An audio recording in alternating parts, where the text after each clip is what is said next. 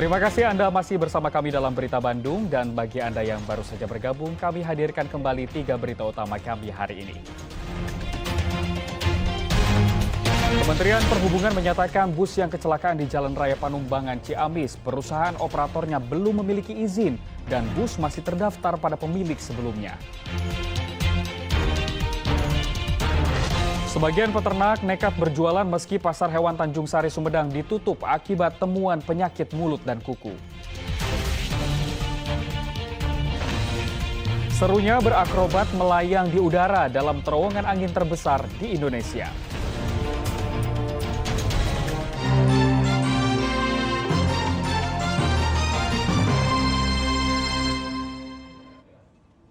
Sopir bus pariwisata Pandawa yang memicu kecelakaan maut di Ciamis dan menewaskan 4 orang akhirnya ditangkap polisi. Setelah sempat melarikan diri, sopir bus pariwisata Pandawa yang mengalami kecelakaan di Ciamis akhirnya ditangkap. Sang sopir, Ipayudin, ditangkap di salah satu rumah makan yang juga menjadi lokasi agen bus PO Pandawa di Limbangan, Garut. Sopir bus kemudian dibawa ke petugas Mapolres Ciamis untuk diperiksa lebih lanjut. Pelaku mengaku kabur karena takut diamuk massa dan ingin melapor ke pihak perusahaan. Kecelakaan bus maut di Ciamis menyebabkan 4 orang meninggal dan puluhan penumpang lainnya terluka. Persoalan sampah yang menggunung akibat tak diangkut ke tempat pembuangan akhir dialami warga Kota Depok dan Kabupaten Cirebon. Pencemaran akibat sampah mengganggu kesehatan dan keselamatan warga. Masalah sampah menggunung di tempat pembuangan sampah sementara meresahkan warga RW 07 Kelurahan Cisalak, Sukma Jaya, Kota Depok. Sampah yang tak segera diangkut oleh truk sampah dari Dinas Kebersihan membuat jalan tertutup sampah hingga mengenai rumah warga. Kondisi ini diduga terjadi akibat selama 8 hari pemerintah Kota Depok tak mengangkut sampah ke tempat pembuangan sampah akhir Cipayung. Kalau masalah tumpukan sampah itu memang ada. Ya. Itu kendalanya di Cipayungnya, tumpukannya sana juga meluap. Dan selama 8 hari memang pemerintah Depok tidak ada pengangkutan tentang sampah.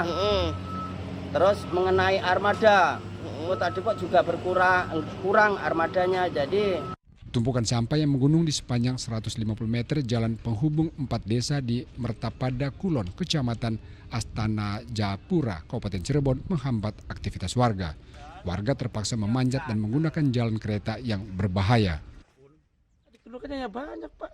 Akses nggak bisa lewat orang. Ketutup semua, Pak? Tutup semua. Sedangkan ini jalan lintas. Terus apa lagi, Pak? Ya pengennya cepat dibawa, diberesin biar enak lagi.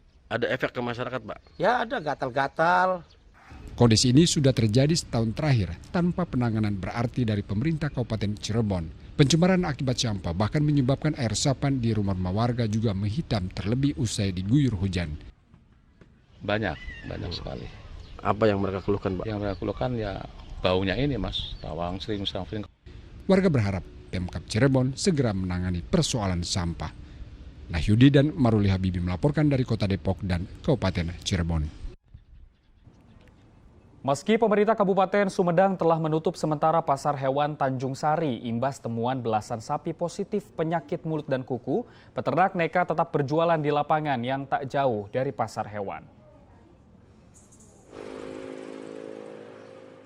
Ulah nekat dilakukan para peternak kambing dan domba di sebuah lapangan tak jauh dari lokasi pasar hewan Tanjung Sari Sumedang yang ditutup sementara dari tanggal 21 Mei hingga 16 Juni mendatang. Dinas Peternakan dan Perikanan Sumedang menutup sementara pasar hewan setelah temuan belasan sapi ternak yang terpapar penyakit mulut dan kuku di kawasan Cilayung, Jatinangor. Salah seorang peternak mengaku jika tak berjualan akan menderita kerugian jutaan rupiah. Yang ditangguhkan itu cuma jual beli kambing. Kalau misalkan pasar ditutup ya tetap kita susah lah. Saya mohon dengan sangat kepada pihak pemerintah, tolong dibukalah walaupun terbatas waktu ataupun terbatas tidak memasukkan domba-domba luar daripada Kabupaten Sumedang. Ini cuma lokal aja nggak apa-apalah. Meski peternak mengalihkan lokasi penjualan, namun tetap saja sepi pembeli. Para peternak berharap pemerintah kembali membuka pasar hewan, tapi dengan syarat hanya ternak lokal saja yang boleh diperjualbelikan. Agun Gunawan melaporkan dari Kabupaten Sumedang. Kita beralih ke informasi lain. Seiring pelonggaran kegiatan masyarakat, olahraga menjadi salah satu bentuk rekreasi bagi masyarakat. Salah satunya dengan mengikuti lomba lari lintas alam di Kabupaten Subang.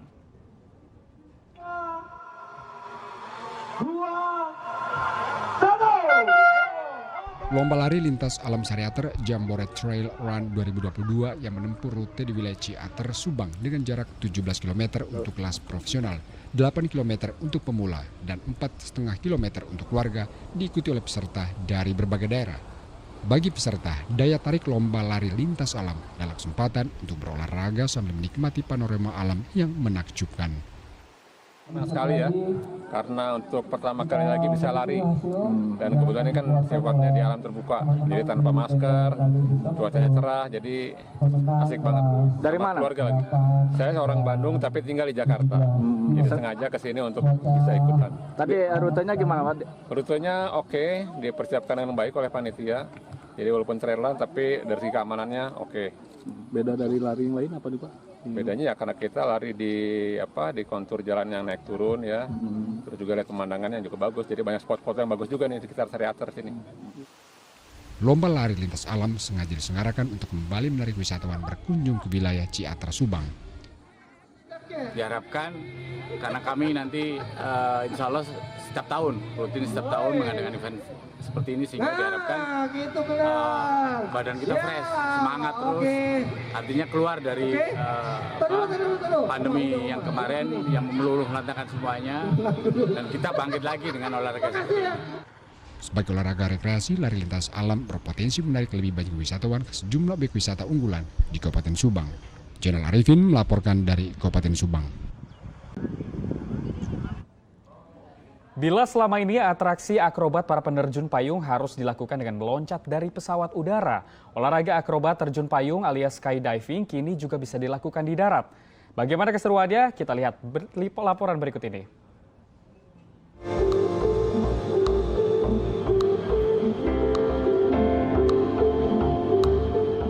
Ya, kini para penggemar olahraga akrobat, terjun payung atau skydiving tak perlu repot-repot harus naik pesawat untuk beraksi, mempertunjukkan keterampilannya. Pada kejuaraan nasional skydiving di Pusdiklat Pasus, Batu Jajar, Bandung Barat, para atlet dan penggemar olahraga ini berakrobat melayang dalam sebuah terowongan angin alias wind tunnel vertikal dalam ruangan yang terbesar di Indonesia. Atraksi akrobat yang dipertandingkan memberikan peserta waktu selama 35 detik di dalam terowongan angin. Butuh keterampilan tinggi untuk bisa melayang berakrobat dalam terowongan angin ini. Tekanan udara tinggi yang mencapai sekitar 138 knot bisa membuat penerjun kehilangan keseimbangan jika tidak dilatih secara khusus. Dan tentu saja akan memacu adrenalin siapapun yang mencobanya. Dalam kejuaraan nasional, selain melawan tekanan udara, kemampuan komunikasi agar kompak saat berakrobat dengan rekan setim menjadi salah satu penilaian para juri. Kejurnas kali ini diikuti 138 peserta, baik atlet federasi, Aerosport Indonesia atau FASI, instansi TNI, Polri hingga komunitas. Total hadiah diperebutkan sekitar 160 juta rupiah yang dibagi ke dalam berbagai kategori untuk pria maupun kaum hawa. Ini adalah penyelenggaraan pertama kali yang ada di Republik dan kedua di Asia. Kami sangat berterima kasih, bersyukur berkat dukungan dari semua pihak sehingga kegiatan ini bisa terselenggara dengan baik. Yang jelas Kopassusku, Kopassus kita, Kopassus Indonesia.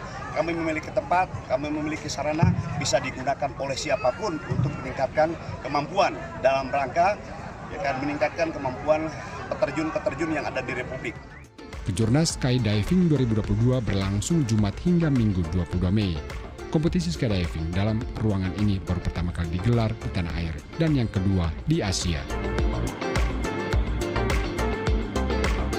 Muhammad Abbas melaporkan dari Kabupaten Bandung Barat. Dan informasi tadi mengakhiri jumpa kita dalam Berita Bandung. Atas nama rekan kerja yang bertugas, saya Doni Hermatra mengucapkan terima kasih atas kebersamaan Anda. Selamat beraktivitas dan sampai jumpa.